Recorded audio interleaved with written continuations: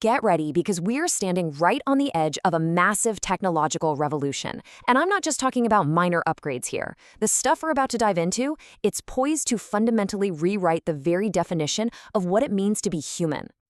Yeah, that's right. These innovations are going to be changing our world forever, but probably not in the ways you're expecting. We're talking about reshaping reality itself, transforming, well, everything. From how we think and what our bodies are capable of, all the way to the fabric of our physical world. So, where do we even begin? Well, our first frontier kicks off with maybe the most profound change of all. We're talking about redefining intelligence itself. Okay, so you're probably more familiar with AI than you think. We all use what's called narrow AI every single day. It's the tech that unlocks your phone with your face or translates a sentence on the fly. But what's on the horizon, that's a whole different ballgame. It's called Artificial General Intelligence, or AGI for short. And the key difference here, the real game changer, is versatility. Look, narrow AI is a one-trick pony, right? It does one thing really well. AGI, it's designed to understand, learn, and adapt to solve any problem you throw at it, a lot like a human being. So this brings us to a huge, huge question. What actually happens when machines can think, genuinely think, not just compute? What does that unlock for all of us? Honestly, the implications are just staggering.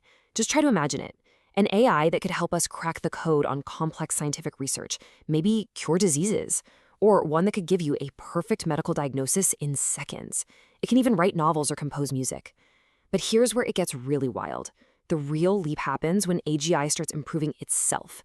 This could kick off what some people call an intelligence explosion, leading to a superintelligence, an intellect so far beyond ours, it's hard to even wrap your head around. Okay, so that's intelligence. Now let's shift gears to our next frontier. And believe me, it's just as mind-blowing. We're not just building intelligence from scratch, we're actually starting to rewrite our own biological code. And the tool at the very heart of this revolution is called CRISPR. The best way to think about it is like a find and replace for our DNA, using what are essentially molecular scissors. First, a guide molecule goes in and finds the exact spot in our DNA we want to change. Then an enzyme called Cas9 comes in and makes a super precise cut. And just like that, scientists can go in and edit our very blueprint. It's incredible. So what can we do with this? Well, it opens up a whole world of possibilities. We're already seeing amazing breakthroughs. I'm talking about using CRISPR to fix the single gene that causes diseases like sickle cell anemia, or even re-engineering our own immune cells to become cancer killers. But then, of course, there's the next step, the more complicated one. It raises these huge ethical questions about potentially enhancing humans, selecting for certain traits.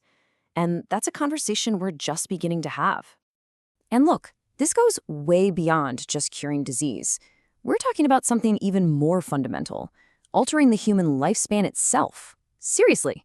Some researchers believe that it's possible, maybe even within our lifetimes, to see people living past 150 years. Can you even imagine how that would change, well, everything? How we think about careers, family, society, life itself. And at the same time, you've got these incredible brain-computer interfaces creating a direct link between the human brain and a computer.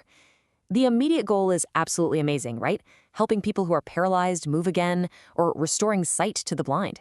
But the long-term vision? That's where things get really futuristic. We're talking about enhancing our own memory, maybe even our speed of thought. Or what about communicating directly, mind to mind? And the ultimate step? Maybe, just maybe, merging our own consciousness with the very AGI we're creating. All right, so we've covered intelligence, we've covered biology. Let's move on to our third and final frontier for today, how all this tech is going to completely transform our physical world. Just look at the speed of travel. The pace of change is accelerating like crazy. It took more than 100 years to go from the steam train to the commercial jet. Now, we're on the cusp of fully autonomous cars being everywhere.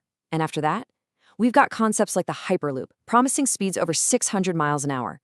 That doesn't just make your commute faster, it completely changes where we can live and work. And that same incredible acceleration is happening in how we make things. We used to think of 3D printing as something for making little plastic toys, right? Well, that idea is completely out of date. Because today, we're printing things that would have sounded like pure science fiction just a decade ago. We're talking complex automotive parts, even entire buildings. In the medical world, doctors are creating custom prosthetics and implants that fit perfectly.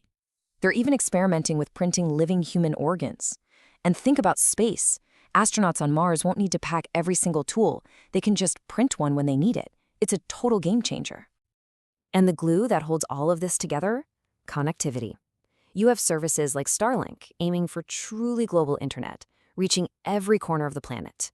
Then you have the Internet of Things, which isn't just about connecting our phones and computers anymore. It's about connecting everything: your car, your house, your city's infrastructure. All of that data creates the backbone for what we call smart cities, places that can automatically manage traffic, save energy, and run services with incredible efficiency. So let's just take a step back for a second. We've seen how technology is on track to redefine what intelligence even is, remake our very biology, and completely reshape the physical world around us. The key takeaway here is that the future isn't just something that's going to happen to us. It's being built right now, piece by piece. And these three frontiers we've talked about, our intelligence, our biology, and our physical reality, they aren't happening in isolation. They're all deeply connected. Each breakthrough in one area pushes the others forward, creating this feedback loop that's accelerating change at a scale, at a scale we've literally never seen before in human history.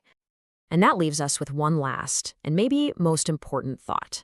All of this technology gives us the power to rewrite the fundamental rules of reality, and even the rules of what it means to be human. So the biggest question we face isn't if these changes are coming. They are. The real question is, who gets to write the new rules for humanity? That's something we all need to start thinking about, and thinking about it now. Thanks for joining me.